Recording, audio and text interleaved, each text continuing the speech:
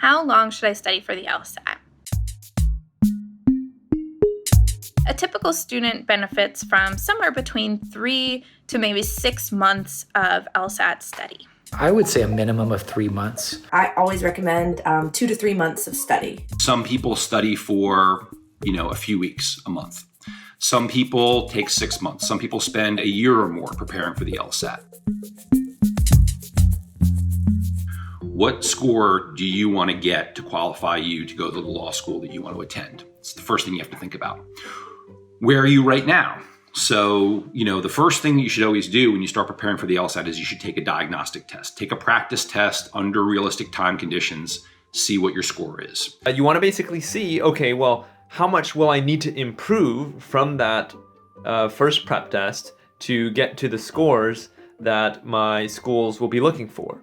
If you're not looking for as big a score increase, if you need maybe 5 extra points, that can be achieved a lot more quickly, right? There's a big difference between a 5-point increase and a 10-point increase. So if you're only needing to come up 5 points to get your goal score, to get into the law school you want to go to, you might be able to do that in a month or maybe a month and a half.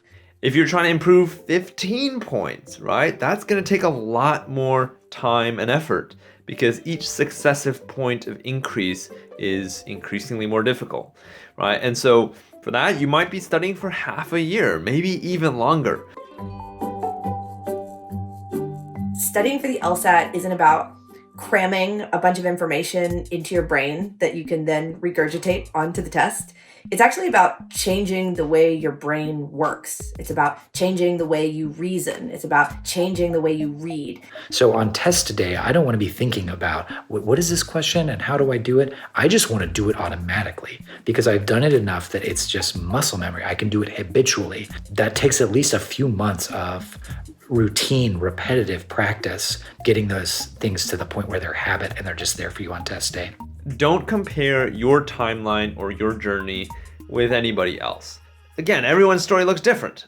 They might not be trying to get the same scores that you're trying to get.